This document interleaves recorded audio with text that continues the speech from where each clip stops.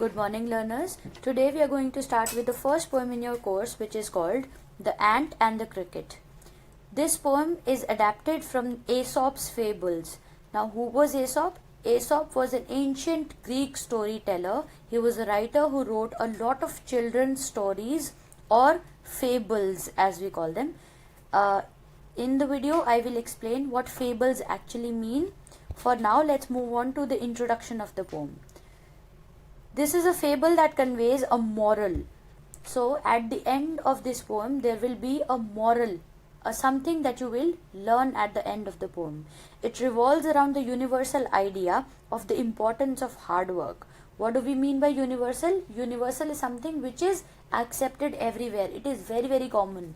In every culture, everywhere, people will tell you to work hard. So, this fable, this poem that you're going to read, which is based on this fable, will tell you the importance of hard work. This poem is written in a conversational tone. What do we mean by conversation? A conversation is an exchange between any two or more people, right? So a conversation is sort of a talk between two or more people. This poem is written in a conversational tone. So there are two main characters, like the title suggests, the ant and the cricket, and they both are in a conversation. So now, what is a fable? A fable is a traditional story that teaches us a moral lesson. Like I told you, there is a moral lesson at the end of every fable. There is something that every child learns from a fable. Usually, the characters in fables are animals. So to make it interesting for the children, the characters are generally animals, and these animals are generally capable of talking and conversing in the language that we generally use. This poem also teaches us a very important moral lesson of being industrious like an ant. It also teaches us we should not be lazy like the cricket. So industrious means to be hardworking. So this story on which the poem is based, it tells us the importance of being hardworking like the ant, and it also tells you not to be lazy like the cricket was. Moving ahead, now let's move on to the poem which is based on this story. You can do one thing, you can pause the video at places where there is the poem and you can read it for yourself, or you can go ahead and read it with me as I read. I'm going to read the first stanza now. A silly young cricket, accustomed to sing through the warm sunny months of gay summer and spring, began to complain when he found that at home his cupboard was empty and winter was come. Not a crumb to be found on the snow-covered ground, not a flower could he see, not a leaf on a tree. Oh, what will become, says the cricket, of me? Let's go back to the first stanza. Let's see. A silly young cricket. So he's a foolish young cricket, and he's accustomed. Accustomed means he's very used to. So he's accustomed to sing. What does he do? He sings. He sings through the warm sunny months of gay. Gay means happiness. Gay months of summer and spring. So what does he do? He just sits idle. He just sings around and lazes around and goes here and there, being happy and singing and chirping around. He doesn't do any work. Began to complain when he found that at home. So the winters have come now, right? His cupboard was empty and winter was come. So winters have come now, and he has started to complain. He is not very happy now. He has started to complain. And what is he complaining about? Why is he complaining? Because he has found out that at his home he has nothing to eat, because he did not do any work, he did not save any food during the summers. So now he doesn't have anything to eat. Now he is not very happy and he is complaining. Not a crumb to be found. What is a crumb? A crumb is a very, very small piece of bread. So not a crumb to be found on the snow covered ground, because it is winters and there is nothing on the ground. There are no plants, no trees, no fruits, nothing. He does not have anything to eat. There is not even a single crumb. So he's very worried now. Not a flower could he see, not a leaf on the tree. So because everything is covered with snow, it is so cold, there is no grass, no fruits, nothing there, not even a single leaf on the trees, and the grasshopper is very worried now. Oh, what will become, says the cricket, of me? So he is asking himself, he is wondering, oh, what will become of me? What will happen to me? How will I live now? How will I survive? So he is thinking to himself. He is very worried. Moving to the second stanza, I'll read it. At last by starvation and famine made bold, all dripping with wet and all trembling with cold, away he set off to a miserly ant to see if to keep him alive he would grant. Him shelter from rain, a mouthful of grain, he wished only to borrow, he'd repay it tomorrow. If not, he must die of starvation and sorrow. At last by starvation and famine made bold. So what do we mean by starvation and famine? Both the words have a similar meaning, hunger. So at last by starvation and famine made bold. So he took a very, very bold decision. Why did he take a bold decision? Because he was starving, he was very, very hungry. So he took the bold step. All dripping with wet and all trembling with cold. So he was dripping with water. So he goes out and it is raining outside. He's totally wet, dripping. Water is dripping from his body. And all trembling with cold, because it is so cold, he's literally shivering, trembling, shaking with cold, right?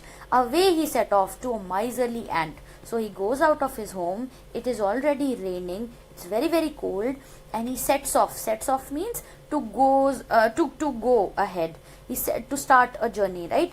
He sets off to a miserly ant. Miserly means very poor. So he goes to the place of a very, very poor ant to see if to keep him alive he would grant. To grant is to give something. So he wanted to go to the ant's house and to see if to keep him alive he would give him something.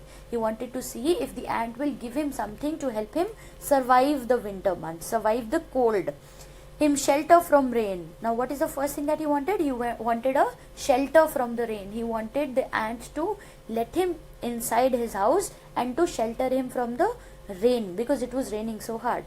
A mouthful of grain. What else does he want? Mouthful of grain. Grain means something to eat. So he wanted something to eat to survive. He wished only to borrow, he'd repay it tomorrow. So he says, I only wish to borrow. Please lend it to me, I will give it to you tomorrow. Now tomorrow does not mean the day after, Here tomorrow means in the summer month. So he says, please give me something to eat, I will give it to you, I will give it back to you during the summer months. If not, he must die of starvation and sorrow. So he says that if not, if you don't give me any food and shelter right now, I will die of starvation, I will die of hunger, I will die of famine and sorrow. Sorrow means sadness. So he says that I will be very, very sad and I am going to die of famine and sorrow if you don't help me with any food. Now the third stanza. Says the ant to the cricket, I am your servant and friend, but we ants never borrow, we ants never lend. But tell me, dear sir, did you lay nothing by when the weather was warm? Said the cricket, not I. My heart was so light that I sang day and night, for all nature looked gay. You sang, sir, you say? Go then, said the ant, and dance winter away. Thus ending, he hastily lifted the wicket, and out of the door turned the poor little cricket. Though this is a fable, the moral is good. If you live without work, you must live without food. Now I'll explain the third stanza to you. Says the ant to the cricket. So now, till now, the cricket was speaking to the ant. Now the ant is speaking to the cricket. And what does he say? He says, I am your servant and friend. I am your servant also, and I am your friend as well. But we ants never borrow, we ants never lend. The ant says, I am sorry, we never take anything from anybody, and we don't give anything to anybody as a debt also. So I can't really give you anything, I am sorry. But tell me, dear sir, did you lay nothing by? Lay nothing by means, did you not keep anything aside? Did you not save any food during the summers? Tell me, dear sir, did you not save anything? when the weather was warm. So the ant is questioning the cricket right now. Did you not put aside any food for yourself when it was summers? Said the cricket, not I. So what does the cricket say? He says, sorry, not I. I did not do it. My heart was so light that I sang day and night. He says, my heart was very light. Now, light does not mean the opposite of heavy here. Light means very, very happy. So he says, my heart was so light. I was so happy. I was busy in merrymaking. I was so cheerful that I sang day and night. I kept on singing day and night. I was very happy. I kept roaming around. For all nature looked gay. Nature looked so happy and I could not control myself. You sang, sir, you say? Go then, said the ant, and dance winter away. So the ant gets a little angry now. He says, are you telling me that you kept on singing all day? You sang, sir, you say? Are you saying that you sang all day? So if you did that, then go away and dance the winter away, So he says, if you sang all the summer, you must go and dance now in the winters, right? Thus ending, he hastily lifted the wicket. Hastily means in a hurry, quickly. So thus ending, so he ended the conversation there. Thus ending means the conversation abruptly ended there, because the ant said, no, sorry, I will not give you any food. If you wasted your summer months like that, go ahead, I will not give you anything for the winters.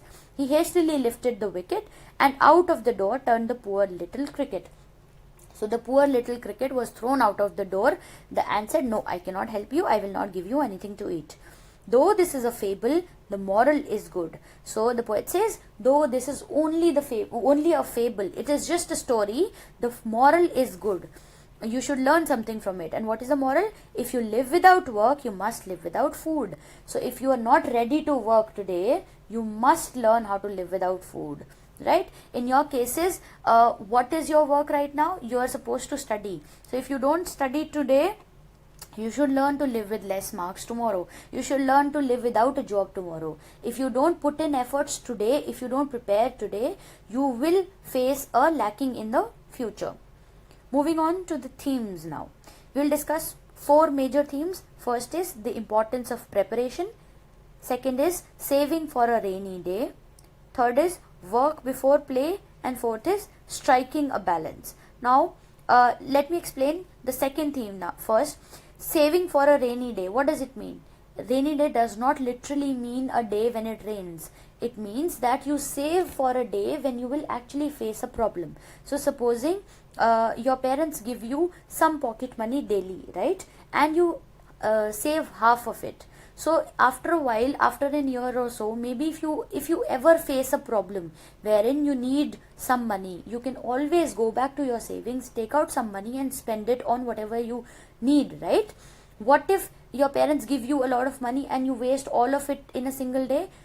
There will come a time when you will face a problem and you will not have anything, any savings to spend from. So that's why it is very, very important to prepare for the future, to be ready for the future, and to save for a rainy day, save for a day where you will face a problem so that you can go back to your savings, right? Let's move on to the first theme, importance of preparation. When we are young, we must spend our time working and planning for the future. So you should not waste time. You should not be, you should not just have fun. You should also start preparing for your future. You should start putting in efforts for your future so that you can bank upon the efforts that you made today. Those who do not plan in advance never can get the work done in time. So their work is always haphazard. Their work is always, unordered. Their work is not tidy at all. So if you don't plan in advance, you will never be able to get your work done. So you always have to plan in advance. Just like during your exams, you start revising a month before. You don't just leave everything for the last day, right? That's what you need to do. The cricket enjoyed the sunny moments. I told you he was very happy. He enjoyed the summers and spring and did not think of the cold and difficult moments of the winter. If you ignore the occurrence of a bad day, if you ignore that something like this could happen, when it happens, you will face a lot of issues. The ant, on the other hand, is completely opposite than the cricket. His nature is completely opposite.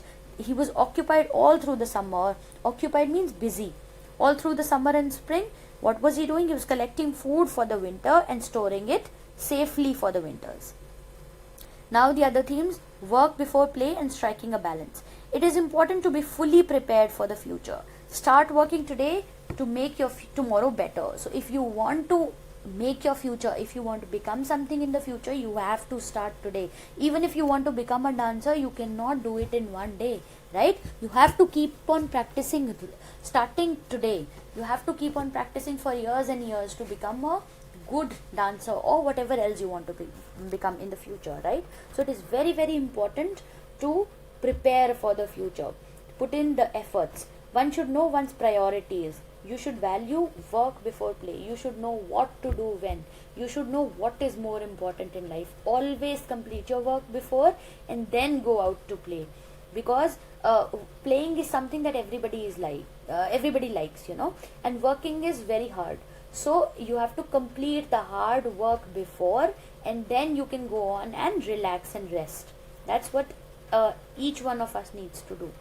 Everything in life is important, but it is important to strike a balance between work and play to make your life better. So there are 100 things that you can do in a day, and not all of them are important, right?